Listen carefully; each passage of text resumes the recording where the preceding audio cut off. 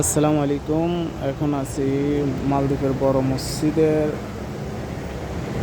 আসরের নামাজ পড়িয়া সিঁড়ি দিয়ে নামতে আসলাম, তো চিন্তা করলাম আপনাদেরকে এই যে সাগরের সাইডটা দেখাই।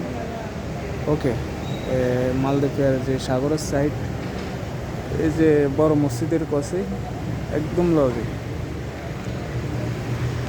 ব্যাস এলো বড় মসজিদ।